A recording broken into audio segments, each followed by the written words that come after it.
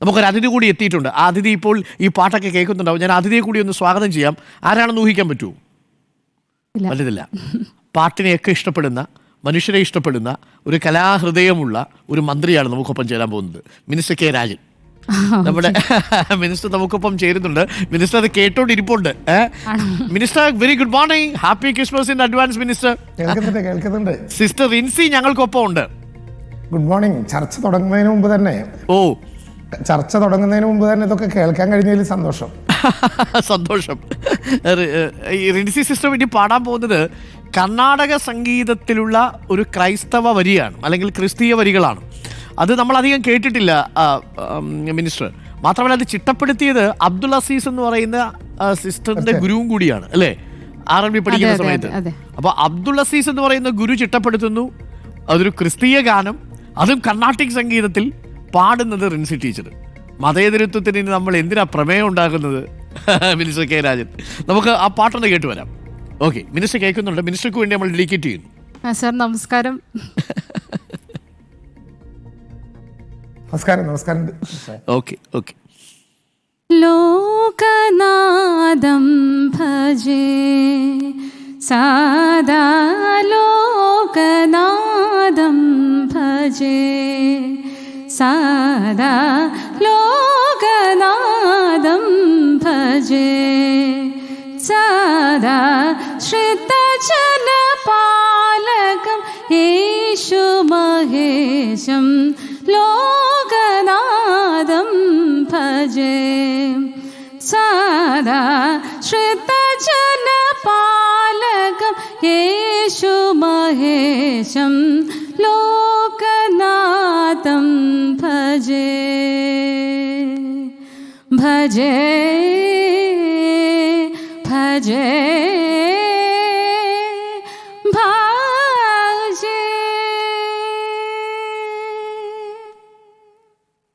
Minister, എന്ത് തോന്നി ഇത് കേട്ടപ്പോൾ? മിനിസ്റ്റർ കൈയടിക്കുന്നുണ്ട്. അതിഗംഭീരം. അതെ മിനിസ്റ്റർ, അതിഗംഭീരം. യഥാർത്ഥത്തിൽ ക്രിസ്തുമസിന് ലോകത്തെ എല്ലാ ജനങ്ങളും പറയേണ്ട സന്തോഷത്തിന്റെ ഒരു സദ്വാർത്തയാണിത്. കറക്റ്റ്. മതനിരപേക്ഷതയുടെ ഒരു ഒരു ഒരു അസാമാന്യമായിട്ടുള്ള ഉദാഹരണമാണല്ലോ റിപ്പോർട്ട് അവതരിപ്പിച്ചത്. സന്തോഷം. കേൾക്കാൻ കഴിഞ്ഞതിലും നേരിട്ടടുത്ത് ഇങ്ങനെ അനുഭവിക്കാൻ കഴിഞ്ഞതിലും വളരെ സന്തോഷം. Thank you minister. മിനിസ്റ്റർ, ഒരു പാട്ടും കൂടെ നമുക്കത് കേൾക്കാം. മിനിസ്റ്റർ തിരക്കൊണ്ടെന്ന് എനിക്കറിയാം. എന്തായാലും സിസ്റ്ററെ കിട്ടിയ സാഹചര്യത്തിൽ നമ്മളത് വെറുതെ വിടുന്നില്ല. അത് നമുക്ക് മിനിസ്റ്റർ പോകുന്ന സമയത്ത് പാടാം. സിസ്റ്റർ കുറച്ച് സമയം കൂടെ ചെലവഴിക്കാൻ സമയമുണ്ടല്ലോ. ഞാൻ കുറച്ച് കാര്യങ്ങൾ അദ്ദേഹവുമായി ചോദിക്കണം, കുറച്ച് രാഷ്ട്രീയ കാര്യങ്ങൾ ചോദിക്കും ഈ പാട്ടിൻ്റെ ഇടയിൽ. ഓക്കെ, അപ്പോൾ മിനിസ്റ്റർ നമുക്കൊപ്പം ചേരുന്നുണ്ട്. മിനിസ്റ്റർ, നമ്മൾ ഈ പാട്ടിൻ്റെ ഇടയിൽ ഇന്നിപ്പോൾ പുറത്തു വന്നൊരു റിപ്പോർട്ടാണ് ഞങ്ങൾ ഇന്നിപ്പോൾ ബ്രേക്ക് ചെയ്തത്. നമ്മളുടെ കയ്യിലിപ്പോൾ MR അജിത് കുമാർ തയ്യാറാക്കിയ റിപ്പോർട്ട് എൻ്റെ കയ്യിലുണ്ട്. അത് TV പ്രസാദ് ഇന്നിപ്പോൾ പുറത്തു വിടുകയും ചെയ്തു. അതിൻ്റെ സമ്പൂർണ്ണമായിട്ടുള്ള രൂപം ഒരുപക്ഷെ അങ്ങും കണ്ടിട്ടുണ്ടാവാം. അതിൽ തൽപര കക്ഷികളെന്ന് മാത്രമേ സൂചിപ്പിക്കുന്നുള്ളൂ. ആർക്കാണ് ലാഭം കിട്ടിയതെന്നതിൽ സൂചിപ്പിക്കുന്നില്ല, ആരൊക്കെയാണ് അതിൽ നേട്ടമുണ്ടാക്കിയതെന്ന് സൂചിപ്പിക്കുന്നില്ല. പക്ഷേ തിരുവമ്പാടി ദേവസ്വത്തിൻ്റെ പേര് പറഞ്ഞുകൊണ്ടുള്ളൊരു റിപ്പോർട്ടാണ് ഇപ്പോൾ പുറത്തു വന്നിരിക്കുന്നത്. നേരത്തെ VS സുനിൽകുമാർ ഈ റിപ്പോർട്ട് പുറത്തു വരാനിടയായ സാഹചര്യം പരിശോധിക്കണമെന്ന് പറഞ്ഞു. മിനിസ്റ്റർ, ആ റിപ്പോർട്ടിനെ കുറിച്ചുള്ള സമ്പൂർണ്ണ രൂപം ഇപ്പോൾ പുറത്തു വരുമ്പോൾ മിനിസ്റ്റർ എന്താ കരുതുന്നത്? ഇത് ഈ സാഹചര്യത്തിൽ പുറത്തു വരുന്നത്, നേരത്തെ നമ്മൾ വിവരാവകാശ പ്രകാരം കൊടുത്തിട്ട് കിട്ടാഞ്ഞത്, ഇപ്പോൾ അതിൻ്റെ സമ്പൂർണ്ണ രൂപം പുറത്തു വരികയാണ്. തിരുവമ്പാടി ദേവസ്വത്തെ പൂർണ്ണമായും കുറ്റപ്പെടുത്തിക്കൊള്ളുന്ന റിപ്പോർട്ടാണ് എത്തിയിരിക്കുന്നത്. അതിൽ ചില ആളുകളുടെ പേരുകൾ എടുത്തു തന്നെ പറയുന്നു മിനിസ്റ്റർ കെ രാജൻ.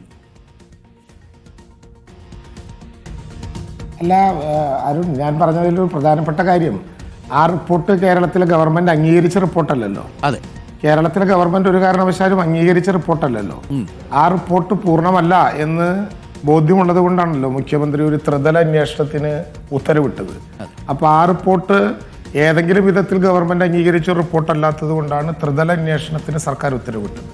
സാധാരണ നിലയിൽ സർക്കാർ ഇക്കാര്യത്തിലുള്ള പ്രത്യേകിച്ച് തൃശ്ശൂർക്കാർ എന്ന നിലയിലുള്ള നമ്മുടെ വികാരം മറ്റൊരു കാര്യം, ഇതുമായി ബന്ധപ്പെട്ട എല്ലാ വിവരങ്ങളും പഴുതടച്ച് നമുക്ക് ലഭ്യമാകണം എന്നുള്ളത് കൊണ്ടാണ്. ഈ റിപ്പോർട്ട് അതിന് പര്യാപ്തമല്ല എന്നുള്ളത് കൊണ്ട് കൂടിയാണ് അത് സംബന്ധിച്ച് ഒരു ത്രിതല അന്വേഷണത്തിന് സർക്കാർ മുതിർന്നത്. അതുകൊണ്ട് ഒരു ത്രിതല അന്വേഷണത്തിന് സർക്കാർ മുതിർന്ന സാഹചര്യത്തിൽ ഈ റിപ്പോർട്ട് ആധികാരികമായി ഏതെങ്കിലും വിധത്തിൽ സർക്കാരിൻ്റെ അഭിപ്രായമോ അന്വേഷണത്തിൻ്റെ റിപ്പോർട്ടോ ആയി അവതരിപ്പിക്കാവുന്ന ഒന്നല്ല. തിരുവമ്പാടി ദേവസ്വത്തെയോ പാറമേക്കാവ് ദേവസ്വത്തെയോ ഏകപക്ഷീയമായി കുറ്റപ്പെടുത്തുന്ന ഒരു സ്ഥിതിവിശേഷം പൊതുവിൽ ഉണ്ടാകുന്നതല്ല. പക്ഷെ ഇത് പ്രശ്നം അതല്ല. ഈ റിപ്പോർട്ട് ഏത് വിഷയത്തെ ഏത് വിധത്തിലാണെങ്കിലും ഈ റിപ്പോർട്ട് പൊതുവിൽ അംഗീകരിക്കാൻ പറ്റാത്തത് കൊണ്ടാണ് സർക്കാർ ഒരു ത്രിതല അന്വേഷണത്തിന് ചുമതലപ്പെടുത്തിയത്. അതുകൊണ്ട് ഈ റിപ്പോർട്ട് അങ്ങനെ അംഗീകരിച്ചു പോയെന്നല്ലാത്തത് കൊണ്ട് അത്തരത്തിലൊരു ചർച്ച വേണമെന്ന് എനിക്ക് തോന്നുന്നില്ല. ഓക്കെ, മിനിസ്റ്റർ, നമുക്കിനി ചൂരൽമലയിലേക്ക് വന്നാൽ മുണ്ടക്കൈ ചൂരൽമലയിലെ ഒരുപാട് ആളുകളുമായി നമ്മൾ സംസാരിച്ചു. ഇന്നലെ മിനിസ്റ്ററുടെ കോൾ ഞാൻ കണ്ടു. പക്ഷേ വൈകുന്നേരം ഞാനൊരു പ്രധാനപ്പെട്ട മീറ്റിങ്ങിലായിപ്പോയതുകൊണ്ടാണ് എനിക്ക് തിരിച്ച് മിനിസ്റ്റർ വിളിക്കാഞ്ഞത്. പിന്നെ വിളിച്ചപ്പോൾ പിന്നെ ഞാൻ ഇറങ്ങിയപ്പോൾ അർദ്ധരാത്രിയായി പോവുകയും ചെയ്തു.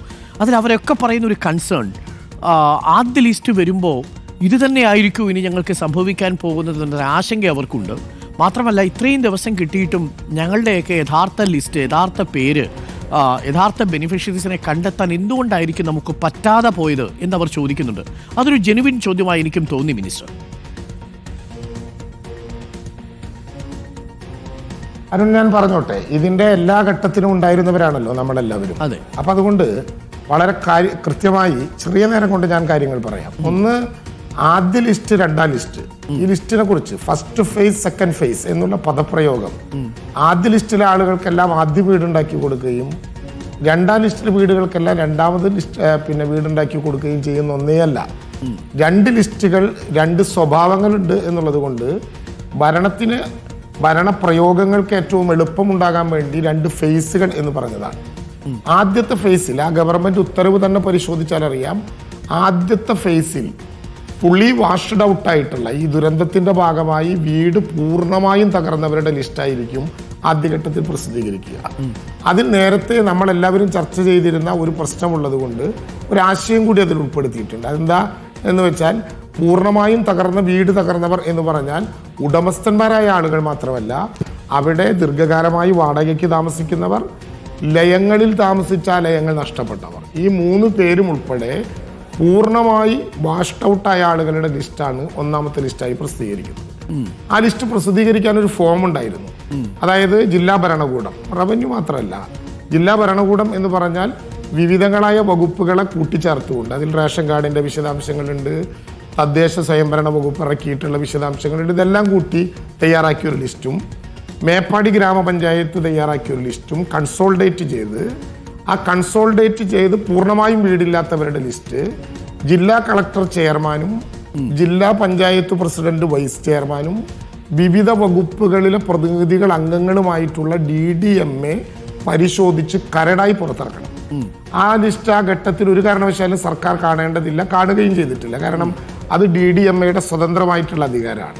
പക്ഷെ സർക്കാർ ഒരു കാര്യം പറഞ്ഞു, കരട് ലിസ്റ്റ് ആയതുകൊണ്ടും ഇത്ര വലിയൊരു ദുരന്തമായതുകൊണ്ടും സ്വാഭാവികമായിട്ടും ഒരുപാട് എക്സ്ക്ലൂഷനും ഒരുപാട് അനധികൃത സംഭവങ്ങളും ഉണ്ടാകാമെന്ന ആരോപണം വരാനുള്ള സാഹചര്യത്തിൽ 15 പ്രവൃത്തി ദിനങ്ങളിൽ പരാതി കൊടുക്കാൻ പൊതുജനങ്ങൾക്ക്, മാധ്യമങ്ങൾക്ക്, രാഷ്ട്രീയ പ്രവർത്തകർക്ക്, പഞ്ചായത്തിന് എല്ലാവർക്കും അധികാരമുണ്ട്. വ്യക്തിക്കും പ്രസ്ഥാനത്തിനും അധികാരമുണ്ട്. അത് ഉൾപ്പെടുത്താനുള്ള രേഖകളോടെ കൊടുക്കാം, ഒഴിവാക്കപ്പെടേണ്ട അനർഹരുടെ വിശദാംശങ്ങൾ കൊടുക്കാം. വെള്ളാമല വില്ലേജ് ഓഫീസിലും മേപ്പാടി ഗ്രാമപഞ്ചായത്ത് ഓഫീസിലും പ്രത്യേക ഹെൽപ്പ് ഡെസ്കുകൾ, വൈത്തിരി താലൂക്കിൽ ഈ പരാതികൾ നേരിട്ട് സ്വീകരിക്കും. സബ് കളക്ടറുടെ മെയിൽ അഡ്രസ്സ്, ഞാനൊന്ന് പറഞ്ഞോട്ടെ, ഒരു ചെറിയ സമയം വേണ്ടു, ഇതെല്ലാം കൃത്യമായി പറഞ്ഞതുകൊണ്ടാണ് ഞാൻ പറഞ്ഞത്. ഈ പരാതികൾ സബ് കളക്ടറുടെ നേതൃത്വത്തിൽ ഒരു വിദഗ്ധ സംഘം, ഉന്നത സംഘം അന്വേഷിച്ച് വീണ്ടും DDMA തന്നെ ചർച്ച ചെയ്ത് പുറത്തിറക്കും. അതിലിത് പൂർണ്ണമാകും എന്നാണ് എൻ്റെ വിശ്വാസം. ഏതെങ്കിലും വിധത്തിൽ ഡബിളിംഗ് ഉണ്ടായ സംഭവം ഒരു കാരണവശാലും അംഗീകരിക്കാൻ പെടുന്നതല്ല. അതിലുണ്ടായ കുറവുകൾ എന്ത് എന്നതിനെ സംബന്ധിച്ച് ജില്ലാ കളക്ടറോട് ഞാൻ ഒരു റിപ്പോർട്ട് ആവശ്യപ്പെട്ടിട്ടുണ്ട്. ആളുകൾ ഭയചകിതരാകേണ്ട, എല്ലാവരുടെയും ലിസ്റ്റ് രണ്ടാമത് തെളിമയോടെ പുറത്തിറക്കുന്ന ഫൈനൽ ലിസ്റ്റിലുണ്ടാകും. എന്നിട്ടും പെട്ടില്ലെങ്കിൽ സർക്കാർ അക്കാര്യത്തിൽ ഇടപെട്ട് മുഴുവൻ ആളുകളെയും ഉൾപ്പെടും. രണ്ടാമത്തെ പ്രശ്നം,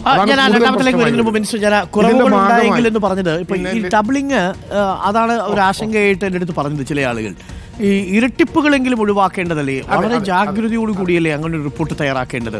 അപ്പൊ അതിനകത്തൊരു കെയർലെസ്നെസ് സംഭവിച്ചിട്ടുണ്ടോ, ഒരു വീഴ്ച സംഭവിച്ചിട്ടുണ്ടോ എന്നുള്ളതാണ്. ഞാൻ പറഞ്ഞല്ലോ, അതിൽ ജില്ലാ കളക്ടറുടെ റിപ്പോർട്ട് അക്കാര്യത്തിൽ ഞങ്ങൾ ആവശ്യപ്പെട്ടിട്ടുണ്ട്. ഏതെങ്കിലും വിധത്തിലുള്ള വീഴ്ചയുണ്ടോ എന്ന് സൂക്ഷ്മമായി പരിശോധിക്കുന്നുണ്ട്. ഡബിളിംഗ് ഒരു കാരണവശാലും അനുവദിക്കില്ല. എനിക്ക് ചിലതിൽ മനസ്സിലായത്, ചിലത് താരതമ്യപ്പെടുത്തി നോക്കിയപ്പോൾ മനസ്സിലായത്, ജില്ലാ ഭരണകൂടം തയ്യാറാക്കിയ ലിസ്റ്റിൽ ഒരു അരുൺകുമാർ ഉണ്ടാകുന്നു. തദ്ദേശ സ്വയംഭരണ തെരഞ്ഞെടുപ്പ് വകുപ്പ് ഉണ്ടാക്കിയ, മീൻസ് പഞ്ചായത്ത് ഉണ്ടാക്കിയ ലിസ്റ്റിൽ മറ്റൊരു ഡോക്ടർ അരുൺകുമാർ ഉണ്ടാകുന്നു, രണ്ടുപേരുടെയും മൊബൈൽ നമ്പർ മാറുന്നു. അങ്ങനെയൊക്കെയുള്ള ഘട്ടത്തിൽ ഇത് കൺസോൾഡേറ്റ് ചെയ്തപ്പോൾ ഉണ്ടായ ചില എററുകളുണ്ട്. എന്നാൽ ചില ശ്രദ്ധാപൂർവമല്ലാത്ത ഡബിളിങ്ങുകൾ ഉണ്ടായിട്ടുണ്ട്. അത് നിർബന്ധമായിട്ടും ഒഴിവാക്കും. അതിൽ ആർക്കെങ്കിലും തെറ്റുപറ്റിയിട്ടുണ്ടെങ്കിൽ നിർബന്ധമായ പരിശോധനയ്ക്ക് വിധേയമാകും. അങ്ങനെ തെറ്റുപറ്റിയവർ ഇനി ആ കാര്യങ്ങൾ തുടർന്ന് ചെയ്യാൻ അനുവദിക്കുന്ന പ്രശ്നവും ഉണ്ടാകില്ല. അത് സാങ്കേതികമായ പ്രശ്നമാണ്, ക്ലറിക്കൽ മിസ്റ്റേക്കാണ്. ഒരേ പേരുകൾ 2 തവണ ആവർത്തിച്ചാൽ ഒരു സംശയവും വേണ്ട, നിർബന്ധമായി അത് ഒഴിവാക്കാവുന്നതാണ്. ഇനി ആരുടെയെങ്കിലും പേര് ഉൾപ്പെടാതെ പോയാലോ, ഈ വരുന്ന മുഴുവൻ ആളുകളുടെയും പേർ ഇൻ പേഴ്സൺ നേരിട്ട് സ്ഥലം പരിശോധിച്ചും അവരെ കേട്ടും ഒരു ഫൈനൽ റിപ്പോർട്ട് ഉണ്ടാക്കാനാണ് സബ് കളക്ടർക്ക് നിർദ്ദേശം കൊടുത്തത്. അങ്ങനെ തന്നെ DDMA അത് ഫൈനലൈസ് ചെയ്യും. നേരത്തെ ഉണ്ടായ ക്ലറിക്കൽ മിസ്റ്റേക്കുകൾ പരിഹരിച്ചുകൊണ്ട് തന്നെ മുന്നോട്ട് പോകാൻ കഴിയും. ഇക്കാര്യത്തിൽ ജില്ലാ കളക്ടറുടെ റിപ്പോർട്ട് ആവശ്യപ്പെട്ടിട്ടുണ്ട്. തെറ്റേതെങ്കിലും ഉണ്ടായിട്ടുണ്ടെങ്കിൽ അത്തരം ആളുകൾ ഇനി തുടർന്നുള്ള പ്രവർത്തനങ്ങൾ ഉണ്ടാകില്ല. അത് വളരെ കൃത്യമായി ഞങ്ങൾ പരിശോധിച്ച് ആവശ്യമായ കാര്യങ്ങൾ നടത്തുകയും ചെയ്യും. ഓക്കെ, വ്യക്തമാണ്. ഇനി നമ്മൾ ആ ടൗൺഷിപ്പിനെ കുറിച്ച് കൂടി വന്നാൽ പലർക്കുമുള്ള ആശങ്ക, ശക്തമായിട്ട് പ്രതിപക്ഷമൊക്കെ പറഞ്ഞത് പുനരധിവാസം ഒരു ആരംഭശൂരത്വമായിരുന്നു സർക്കാരിനുണ്ടായിരുന്നത് എന്നാണ് VD സതീശൻ ഇന്നലെ പറഞ്ഞത്. അതിലെനിക്കറിയാം നിയമപരമായി സാങ്കേതികമായ ചില പ്രശ്നങ്ങൾ കൂടി അതിനിടയിൽ കടന്നു വരേണ്ട ഒരു സാഹചര്യം ഉണ്ടായി. ഇപ്പം നെടുമ്പാല എസ്റ്റേറ്റ് ആണെങ്കിലും കൽപ്പറ്റയിലെ എസ്റ്റേറ്റ് ആണെങ്കിലും ഈ 2 സ്ഥലമാണല്ലോ നമ്മളിപ്പോൾ ടൗൺഷിപ്പിന് നിശ്ചയിച്ചിട്ടുള്ളത്. ആ അർത്ഥത്തിൽ ഇത് എത്ര വേഗത്തിൽ പൂർത്തിയാക്കാൻ കഴിയുമെന്നാണ് സർക്കാർ കണക്ക് കൂട്ടുന്നത്? ഈ ലിസ്റ്റുകളൊക്കെ പുറത്തു വരുന്നു, 15 ദിവസത്തിനകം അന്തിമ ലിസ്റ്റ് വരും.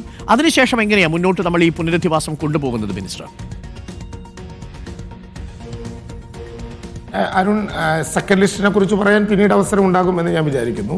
ഓഗസ്റ്റ് 1 മുതൽ സെപ്റ്റംബർ മാസത്തിൽ നമ്മൾ ഈ ദുരന്ത നിവാരണ പ്രവർത്തനങ്ങളിൽ ഏർപ്പെട്ട് പൂർത്തിയാകുമ്പോൾ തന്നെ ഒക്ടോബർ 4-ന് നെടുമ്പാലയും എൽസ്റ്റോണും എസ്റ്റേറ്റുകൾ തത്വത്തിൽ ഏറ്റെടുക്കാനുള്ള സർക്കാർ ഉത്തരവ് ഇറങ്ങി. ഞാൻ കൃത്യമായ ഡേറ്റ് പറയാൻ കാരണം ജൂലൈ 30-നുണ്ടായ ഒരു സംഭവം ആഗസ്റ്റ് 30-ഉം സെപ്റ്റംബർ 30-ഉമുള്ള 2 മാസക്കാലം ദുരന്ത നിവാരണ പ്രവർത്തനങ്ങളിലും തിരച്ചിലിലും മറ്റ് വാടക വീടുകൾ സംഘടിപ്പിക്കുന്ന തിരക്കിലും ഒക്കെ ഏർപ്പെട്ട് കഴിയുന്നതോടൊപ്പം തന്നെ സമാന്തരമായി എനിക്ക് തോന്നുന്നു ഓഗസ്റ്റ് 10-11 തീയതി മുതൽ ആരംഭിച്ച ഡോക്ടർ ജോൺ മത്തായിയുടെ നേതൃത്വത്തിലുള്ള പഠന സംഘം 25 എസ്റ്റേറ്റുകൾ, അവിടെയുള്ളൊരു പ്രശ്നം നമുക്കിവരെ വേണമെങ്കിൽ അതിനിയും സാധാരണ നിലയിൽ അവസരമുണ്ട്, ഒരു ഓപ്ഷൻ കൊടുക്കേണ്ടി വരും. ടൗൺഷിപ്പിൽ വരാത്തവർക്ക് നഷ്ടപരിഹാരം. പക്ഷേ ടൗൺഷിപ്പേ ഇല്ല, നഷ്ടപരിഹാരം മാത്രമേ ഉള്ളൂ എന്ന് തീരുമാനിച്ചാൽ വലുതായൊരു സംഖ്യ നിശ്ചയിച്ച് അവർക്ക് സ്വന്തമായി എവിടെയാണോ പോകേണ്ടത് അവിടേക്ക് പോകാനുള്ള അവസരം കൊടുക്കാം ആയിരുന്നു. പക്ഷേ അങ്ങനെയല്ലാതെ ഒരു ടൗൺഷിപ്പിലേക്ക് എന്ന ആശയം മുഖ്യമന്ത്രി വെച്ചതിൻ്റെ പിന്നിലൊരു കാര്യമുണ്ട്. കേരളത്തിൻ്റെ ചരിത്രത്തിലാദ്യമായി, ഇന്ത്യയുടെ തന്നെ ചരിത്രത്തിലാദ്യമായി പുനരധിവാസത്തെക്കുറിച്ച് ദുരന്തബാധിതരോട് നേരിട്ട് സംസാരിച്ചൊരു അനുഭവം ഉണ്ടായി. ശ്രീ വി വേണു IAS-ന്റെ നേതൃത്വത്തിൽ ഓഗസ്റ്റ് 23-ന് ദുരന്തമുണ്ടായി ക്യാമ്പ് ഒഴിയുന്നതിന് മുമ്പ് അവരോട് ചോദിച്ചു എവിടെ പോകണം. അവിടെ വളരെ വികാരപരമായി ചിലർ നടത്തിയ അഭിപ്രായ പ്രകടനം നമ്മൾ കേട്ടല്ലോ. അവർ പറഞ്ഞു, ദൈവം ഞങ്ങളെ പലരെയും പിരിച്ചു, ഇനി പുനരധിവാസത്തിൽ നിങ്ങളായി ഞങ്ങളെ കൂടി പിരിക്കരുത്. ഈ ആശയം വളരെ ശക്തമായി വന്ന ഒരു ഘട്ടത്തിലാണ് ഒരുമിച്ച് താമസിപ്പിക്കണം. വയനാട്ടിൽ അങ്ങനെ അങ്ങേക്കറിയാവുന്നതുപോലെ 50 ഹെക്ടർ 60 ഹെക്ടറൊക്കെ ഭൂമി ഒരുമിച്ച് കിട്ടാൻ ജന്മം കൊണ്ടൊരു സ്ഥലവുമില്ല, സ്വന്തമായ ഒരു സ്ഥലവും ഉണ്ടാകില്ല. ആ ഘട്ടത്തിലാണ് നമ്മൾ എസ്റ്റേറ്റുകൾ തന്നെ വേണ്ടിവരും എന്ന് കരുതിയത്. 25 എസ്റ്റേറ്റുകൾ പരിശോധിച്ചു. അതിൽ 9 എസ്റ്റേറ്റുകളാണ് സുരക്ഷിതം എന്ന് പറഞ്ഞു. പക്ഷെ അവിടെയുള്ള ആളുകൾ പറഞ്ഞു ഞങ്ങൾക്ക് ഏറ്റവും അടുത്ത സ്ഥലങ്ങൾ വേണം. അങ്ങനെ 9 എസ്റ്റേറ്റുകളിൽ ഏറ്റവും അടുത്ത 2 സ്ഥലങ്ങളാണ് ഈ കോട്ടപ്പടി, അതായത് മേപ്പാടി പഞ്ചായത്തിൽ തന്നെയുള്ള നേരത്തെ നമ്മൾ പറഞ്ഞ എസ്റ്റേറ്റും കൽപ്പറ്റയിൽ ഉള്ള എൽസ്റ്റോൺ എസ്റ്റേറ്റും. ഏറ്റവും അടുത്തിട്ടുള്ള 2 സ്ഥലങ്ങൾ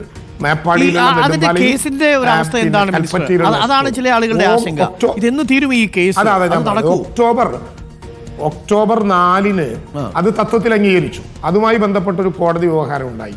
ഈ ആഴ്ച അല്ലെങ്കിൽ ഈ ഡിസംബർ മാസത്തിൽ തന്നെ അക്കാര്യത്തിൽ കോടതി റിസർവ് ചെയ്ത ജഡ്ജ്മെന്റ് പുറത്തുവിടും എന്നാണ് ഞങ്ങൾ പ്രതീക്ഷിച്ചത്. അതിൽ യഥാർത്ഥത്തിൽ തർക്കമൊന്നും പ്രധാനമായിട്ടില്ല. അതിൽ കോടതി ചോദിച്ചൊരു ചോദ്യം, ഞങ്ങൾ ഡിസാസ്റ്റർ മാനേജ്മെന്റ് ആക്ട് അനുസരിച്ച് ഭൂമി ഏറ്റെടുക്കുമ്പോൾ നഷ്ടപരിഹാരം കൊടുക്കാതെ ഒഴിവാക്കാനാണോ? ഞങ്ങൾ പറഞ്ഞു അല്ല, LARR 2013 അനുസരിച്ച് ഇപ്പോൾ ഭൂമി ഏറ്റെടുക്കാൻ പറ്റൂ. അതിന് നടപടിക്രമം 41 മുതൽ 19 വരെ പോകണമെങ്കിൽ ദീർഘമായൊരു കാലമെടുക്കും, വളരെ വലിയൊരു കാലമെടുക്കും. ആ കാലത്തിലേക്ക് പോകാതെ LARR 2013 പറയുന്ന നഷ്ടപരിഹാരം തന്നെ അർഹതപ്പെട്ടവർക്ക് കൊടുക്കുകയും എന്നാൽ അർഹതപ്പെട്ടവർക്ക് നഷ്ടപരിഹാരം കൊടുക്കാം, അത് കോടതിയിൽ കെട്ടിവെക്കാമെന്ന ഉറപ്പിൽ ഈ പുനരധിവാസം വൈകാതിരിക്കാൻ ആ ഭൂമി നേരത്തെ വിട്ട് തരികയും ചെയ്യണം. ഇത് മാത്രമേ കോടതിയിൽ എസ്റ്റേറ്റ് ഉടമകളും തത്വത്തിൽ അത് അംഗീകരിച്ചു കഴിഞ്ഞല്ലോ അല്ലേ? സർക്കാർ മുന്നോട്ട് വെച്ച വാദം എസ്റ്റേറ്റ് ഉടമകൾക്ക് ഉണ്ടാകുന്ന ഒരു പ്രശ്നം അതിന്റെ നിയമപരമായ ചില നടപടികൾ നടന്നുകൊണ്ടിരിക്കുന്നു എന്നുള്ളത് കൊണ്ടാകാം. കൈവശക്കാർ എസ്റ്റേറ്റാണ്, എന്നാൽ സർക്കാർ അക്കാര്യത്തിൽ ചില സർക്കാരും പിന്നെ കൈവശക്കാരും പരസ്പരം ഉടമസ്ഥാവകാശത്തെക്കുറിച്ച് തർക്കമുണ്ട്. അതുകൊണ്ടാണ് നമ്മൾ പറഞ്ഞത് അതിൻ്റെ പണം നിശ്ചയിക്കാം, കോടതി പറയും പോലെ പിന്നെ വിതരണം ചെയ്യാം, അതിലൊന്നും പ്രശ്നം ഉണ്ടാകില്ല. പക്ഷേ ഇതിൻ്റെ അവസാനത്തെ ഉപയോഗം subject to the final verdict of the civil suit, അത്രയേ ഉള്ളൂ, വേറെ പ്രയാസം ഉണ്ടാകില്ല. അതുകൊണ്ട് കോടതി ഈ ആഴ്ച തന്നെ ജഡ്ജിമെന്റ് റിസർവ് ചെയ്ത് വെച്ച ജഡ്ജിമെന്റ് ഈ മനുഷ്യത്വപരമായ പരിഗണനകളെല്ലാം കണക്കുകൂട്ടി പിന്നെ പുനരധിവാസത്തിന് വേണ്ടി അനുവദിക്കപ്പെടും എന്ന പ്രതീക്ഷയാണ് നമുക്കുള്ളത്. ആ പ്രതീക്ഷ മുന്നിൽ വെച്ചുകൊണ്ട് എല്ലാ ഗൃഹപാഠവും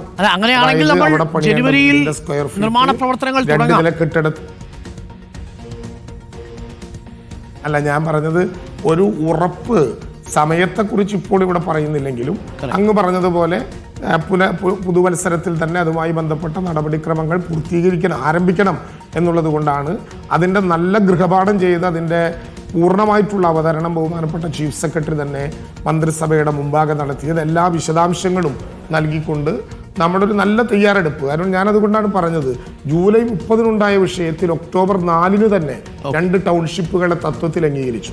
കോടതിയുടെ ഒരു പ്രശ്നം നടന്നുകൊണ്ടിരിക്കുമ്പോൾ തന്നെ അതുമായി ചെയ്യേണ്ട ഗൃഹപാഠങ്ങളെല്ലാം സർക്കാർ ചെയ്ത് മുന്നോട്ട് പോയി. ഇനി നമുക്ക് കോടതി ഇത് അനുവദിക്കുന്ന മുറയ്ക്ക് ഏറ്റവും അടുത്ത ദിവസം ബന്ധപ്പെട്ട സ്പോൺസർമാരുമായി മുഴുവൻ കേരളത്തിൻ്റെ ബഹുമാനായ മുഖ്യമന്ത്രി നേരിട്ട് സംസാരിക്കും, നേരിട്ട് അവരുമായിട്ട് ആശയവിനിമയം നടത്തും.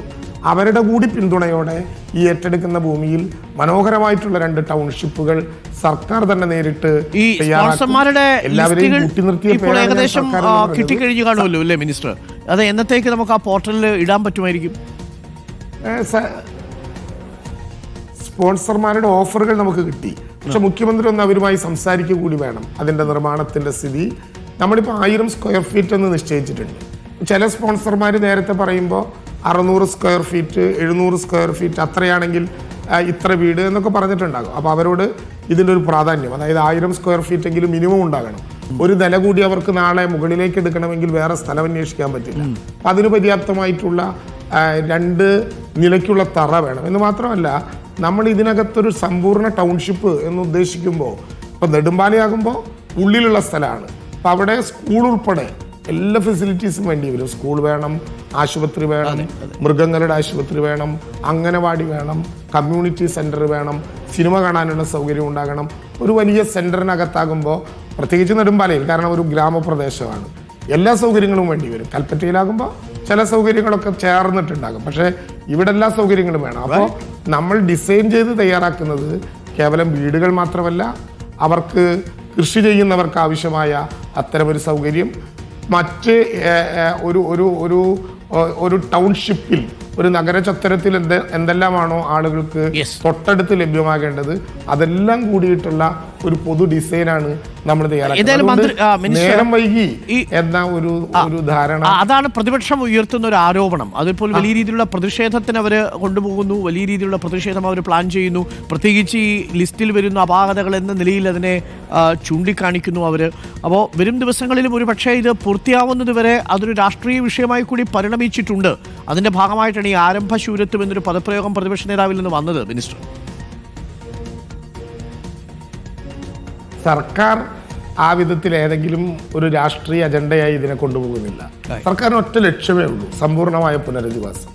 നേരത്തെ പറഞ്ഞതിൽ നിന്ന് ഒരു അണുവിട പോലും നമ്മൾ വ്യതിചലിച്ചിട്ടില്ല, ഒരു സമയം പോലും വൈകിയിട്ടില്ല. ഇപ്പൊ നോക്കൂ, ജൂലൈ 30-നുണ്ടായ, അതായത് ആഗസ്റ്റ് 1-നുണ്ടായ ഒന്നോടുകൂടി ഉണ്ടായ ഒരു ദുരന്തത്തിന് 2 മാസം കഴിയുന്നതിന് മുമ്പ് ഭൂമി ഏറ്റെടുക്കാനുള്ള ഉത്തരവ് പറഞ്ഞു. ആ 2 മാസം എന്തിനായിരുന്നു? ഏറ്റവും സുരക്ഷിതമായ സ്ഥലം അറിയാൻ. ആ സുരക്ഷിത വ്യക്തമാണ്. സ്ഥലത്ത് അതിനകത്തൊരു സ്പീഡ് ഉണ്ട്. ദുരന്തബാധിതരെ പക്ഷേ അതിനുശേഷം ആകെയുള്ളത് ഈ നിയമത്തിന്റെ കുരുക്കിൽ പെട്ടുപോയി എന്നുള്ളത് മാത്രമേ ഉള്ളൂ. അതെനിക്ക് തോന്നുന്നു ഡിസംബറോട് കൂടി അങ്ങ് പറഞ്ഞ പോലെ വരുന്നതോടുകൂടി ആ പ്രശ്നം പരിഹരിക്കും. എപ്പോഴും റെഡി. മിനിസ്റ്റർ, ഒരു കാര്യം കൂടി, ഇത് കണ്ടുകൊണ്ടിരിക്കുന്ന ചൂരൽമലയിലെയും മുണ്ടക്കയിലെയും ദുരന്തബാധിതരായ ഒരുപാട് പേരുടെ ആശങ്ക ഞങ്ങൾ ഉൾപ്പെട്ടിട്ടുണ്ടാവില്ലേ എന്നുള്ളതാണ്. ഈ ദുരന്തബാധിതരായ അർഹരായ ഒരാൾക്ക് പോലും അങ്ങനെ ഒരു അവസ്ഥ ഉണ്ടാവില്ലെന്ന് മിനിസ്റ്റർക്ക് ഉറപ്പ് കൊടുക്കാൻ പറ്റുമല്ലോ? ഞാൻ 101%. കാരണം പിന്നെ നമ്മൾ തമ്മിൽ സംസാരിച്ചിട്ട് ഇന്നേ വരെ ഈ പ്രതലത്തിൽ സംസാരിച്ചിട്ട് ഇന്നേ വരെ നൽകിയ ഉറപ്പുകൾ ഒന്നും പാലിക്കാതിരുന്നിട്ടില്ല. ഒന്നും. ആ ധൈര്യത്തോടു കൂടി തന്നെ ഞാൻ പറയട്ടെ, അവസാനത്തെ പുനരധിവാസ പ്രവർത്തനത്തിൽ അവസാനത്തെ ദുരന്തബാധിതൻ വരെ ഉണ്ടാകും. ഒറ്റ കാര്യമേ കൂട്ടിയോജിപ്പിക്കാനുള്ളൂ. രണ്ടാം ഘട്ട ലിസ്റ്റ് എന്ന് പറഞ്ഞാൽ രണ്ടാമത് പണിയാൻ പോകുന്ന വീടുകളിൽ താമസിക്കുന്നവരുടെ ലിസ്റ്റല്ല. രണ്ടാം ഘട്ട ലിസ്റ്റ് സെക്കൻഡ് ലിസ്റ്റാണ്. എന്താണ് അങ്ങനെ പറയാൻ കാരണം? അത് ജോൺ മത്തായി പറഞ്ഞതനുസരിച്ച് നമുക്ക് പിന്നെ ഇനി അങ്ങോട്ട് പോകാൻ പറ്റില്ല എന്ന് പറയുന്ന പ്രദേശങ്ങളിലെ ആളുകളുടെ ലിസ്റ്റാണ്. അതെന്താണ് വൈകിയതരവ്? അതുകൂടി ശ്രദ്ധയിൽപ്പെടുത്തണം. കാരണം അത് അളക്കാൻ പോയപ്പോൾ ചില ആളുകൾ ആശങ്കകൾ ഉണ്ടാക്കി. രേഖപ്പെടുത്തിയാൽ ഞങ്ങൾ വിട്ടുപോകുമോ എന്നൊരു ഭീതി ഉണ്ടാക്കിയപ്പോൾ ഉദ്യോഗസ്ഥന്മാരായതുകൊണ്ട് തൽക്കാലം വേണ്ട എന്നവർ തീരുമാനിച്ചു കാണും. ഞാൻ അവരോടൊക്കെ ഉറപ്പ് പറയുന്നു, ഇത് രേഖപ്പെടുത്തിയാലേ ഇപ്പം നമുക്ക് ഈ നോട്ട് ടു ഗോ സോൺ എന്നുള്ളത് ജനപ്രതിനിധികൾക്കോ മാധ്യമങ്ങൾക്കോ രാഷ്ട്രീയക്കാർക്കോ പറയാവുന്നതല്ലല്ലോ. അതിനൊരു ശാസ്ത്രീയമായ പിൻബലം വേണ്ടേ? അതിനാണ് ഡോക്ടർ ജോൺ മത്തായിയുടെ നേതൃത്വത്തിൽ ഒരു സെന്റർ പറഞ്ഞത്. അതിനേക്കാൾ ഉന്നതരായ ആളുകളുണ്ടെങ്കിൽ നമുക്ക് അതും ആലോചിക്കാം. ഇപ്പോൾ അവർ നൽകിയ നിർദ്ദേശമനുസരിച്ച് സ്ഥലങ്ങളിലൊന്ന് മാർക്ക് ചെയ്ത് അതിലെത്ര പേർ ഉൾപ്പെട്ടിട്ടുണ്ട് എന്ന് നോക്കുക. അപ്പോൾ ഉദാഹരണത്തിന് നമ്മൾ ഈ നിൽക്കുന്ന സ്ഥലത്താണ് ജോൺ മത്തായി പറയുന്ന നോ ഗോ സോൺ അവസാനിക്കുന്നത്. അതിന് തൊട്ടപ്പുറത്തൊരു 10 വീടുണ്ട്. ഇതുവരെയുള്ള ആളുകളെല്ലാം നമ്മൾ ഉള്ളിലേക്ക് എടുക്കുന്നു. ഈ അറ്റത്ത് ഈ 10 വീടുകൾ മാത്രമായി അവശേഷിക്കുന്നു. അങ്ങനെ ഒരു ഘട്ടം വന്നാൽ ആ 10 പേരെയും ഇതിന്റെ കൂട്ടത്തിൽ ചേർക്കും. അതാണ് ഗവൺമെന്റിന്റെ ലൈൻ. ഇൻക്ലൂസീവ് ആണ്. ഒരറ്റത്ത് വരുന്നു, ആ അറ്റത്ത് ആ പ്രദേശം അവസാനിക്കും. ഒരു വൈകലും ഉണ്ടാകില്ല. ഞാൻ അവിടുത്തെ എല്ലാ രാഷ്ട്രീയ കക്ഷികളോടും ജനപ്രതിനിധികളോടും പഞ്ചായത്തിനോടും എല്ലാം അഭ്യർത്ഥിക്കുന്നു, ഈ John Mathai centre John Mathai അടയാളപ്പെടുത്തിയിട്ടുള്ള സ്ഥലം ഒന്ന് മാർക്ക് ചെയ്താൽ പിറ്റേന്ന് നമുക്ക് ആ ലിസ്റ്റ് ഉണ്ടാക്കുന്ന നടപടിക്രമങ്ങളിലേക്ക് പോകാം. അപ്പൊ ചുരുക്കത്തിൽ ഈ ലിസ്റ്റുകൾ തയ്യാറായാൽ 2 കെട്ടിടങ്ങളുടെയും വീടുകളുടെയും ഈ 2 ലിസ്റ്റിൽ ഉൾപ്പെട്ടവർക്ക് വീടുകൾ ഒരേ സമയം പണിതു തുടങ്ങും അല്ലേ? നമുക്ക് അങ്ങനെ പറഞ്ഞാൽ എനിക്കൊന്നും ആ ആശങ്ക ഒഴിയും തോന്നുന്നു. അല്ല, ഞാൻ പറയുന്നത് 2 ടൗൺഷിപ്പിലെയും നിർമ്മാണം ഒരേ സമയം പണിതു തുടങ്ങും. ഒരു ടൗൺഷിപ്പ് ഭൂമി ഇല്ലാത്തവർക്കും ഒരു ടൗൺഷിപ്പ് ഭൂമി ഉണ്ടെങ്കിലും അങ്ങോട്ട് പോകാൻ പറ്റാത്തവർക്കും അങ്ങനെയില്ല. ഇത് 2 ടൗൺഷിപ്പിലെയും വീടുകൾ ഒരുമിച്ച് നിർമ്മിക്കും. 2 ലിസ്റ്റായിട്ട് ഭരണ പ്രത്യേകത വെച്ചുകൊണ്ട് അത് ഉണ്ടാക്കാൻ പറ്റുമോ? അതല്ലേ അതിന്റെ പ്രശ്നം. ഒന്ന് പൂർണ്ണമായും ആളുകൾ തെറ്റിദ്ധരിച്ചിട്ടുണ്ടാവും മിനിസ്റ്റർ. ഞാൻ പറഞ്ഞത്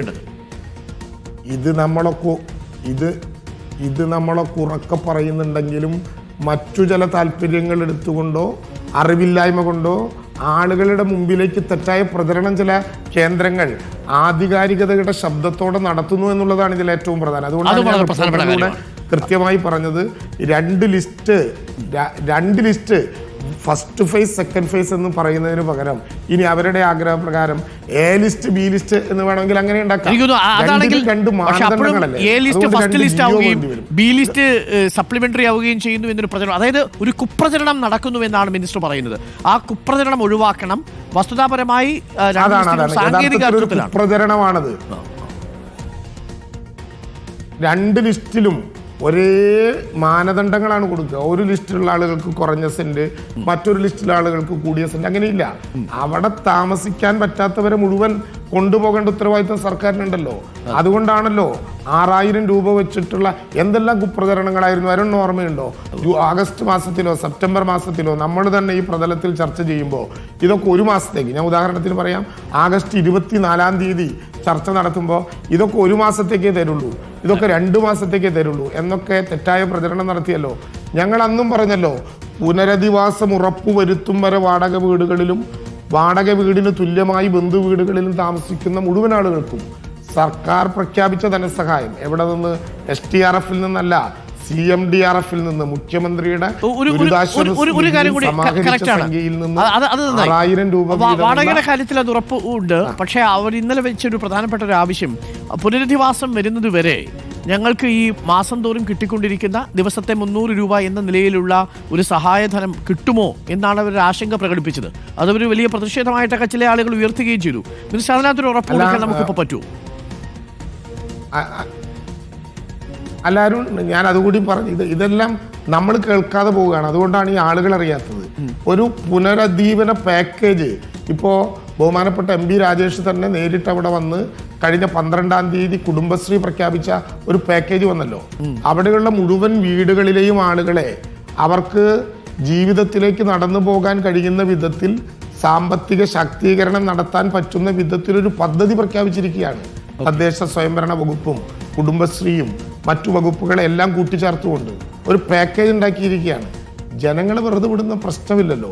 നമുക്ക് യഥാർത്ഥത്തിൽ NDRFന് വേണമെങ്കിൽ ഒറ്റഘട്ടത്തിൽ നമുക്ക് ദേശീയ ദുരന്ത നിവാരണ അതോറിറ്റിക്ക് NDMAക്ക് വേണമെങ്കിൽ ഒറ്റയടിക്ക് 3 മാസത്തെ ഈ ജീവനോപാധി പ്രഖ്യാപിക്കാമായിരുന്നു. അതിന് അധികാരം അവർക്കുണ്ട്. അതിനധികാരം കേരളത്തിനല്ല ഉള്ളത്. എങ്കിലും കേരളത്തിന്റെ സാധ്യതകൾ വെച്ച് 3 മാസക്കാലത്തേക്ക് പ്രഖ്യാപിച്ചു. ഇനിയും തുടർന്ന് എന്തെല്ലാം നടപടികൾ അക്കാര്യത്തിൽ വേണം എന്ന കാര്യം ക്യാബിനറ്റിൽ നമുക്ക് ആലോചിക്കാവുന്നതാണ്.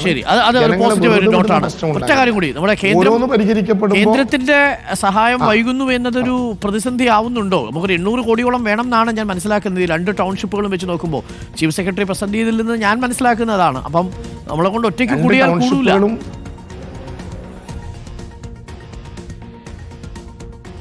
ഞാൻ പറഞ്ഞോട്ടായിരുന്നു, 2 ടൗൺഷിപ്പുകൾക്കും വേണ്ടി വരുന്ന പണമാണ് ഇപ്പോൾ പറഞ്ഞത്.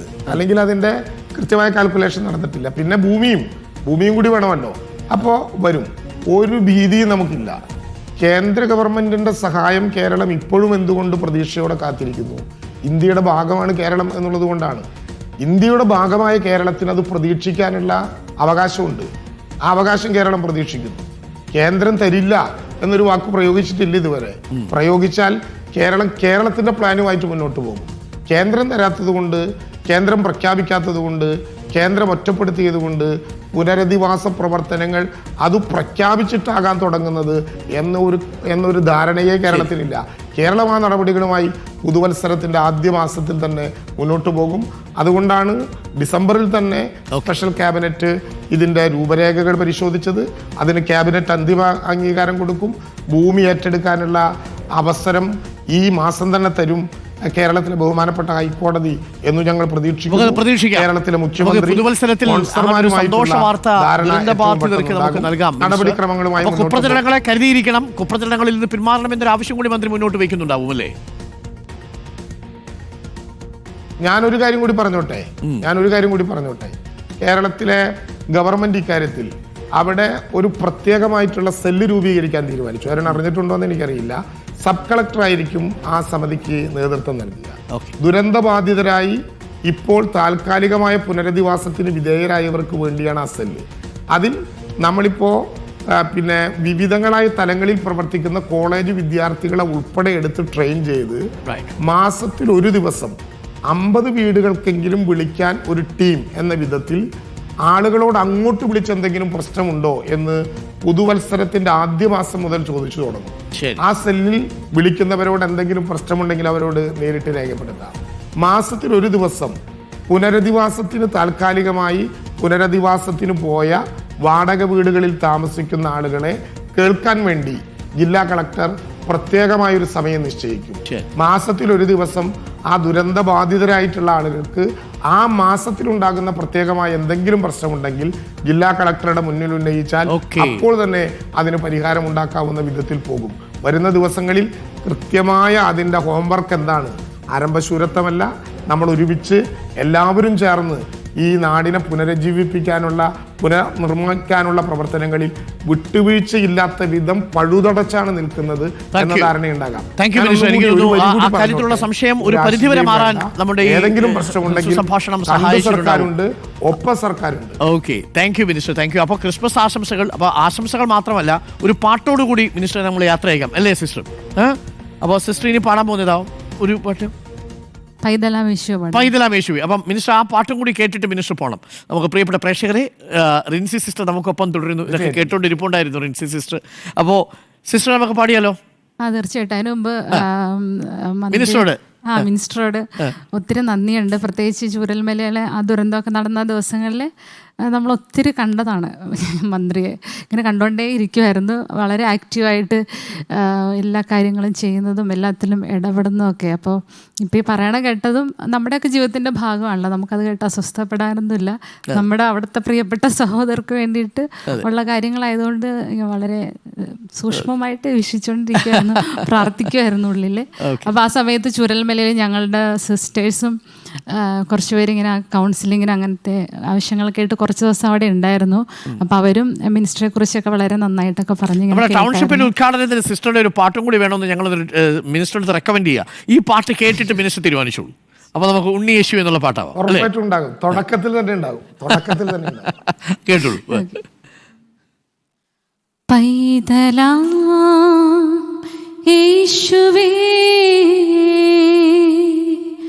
ഉമ്മ വച്ചുണർത്തിയ ആട്ടിടയർ ഉന്നതരേ, നിങ്ങൾ തൻ ഹൃദയത്തിൽ യേശുനാഥൻ പിറന്നു. ലാലാ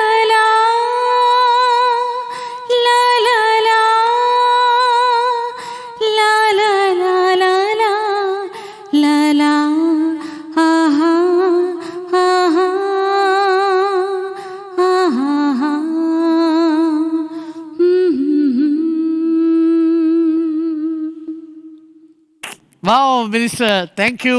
Appa, happy Christmas, Minister. Happy Christmas. സന്തോഷം sister. Happy Christmas. Thank you.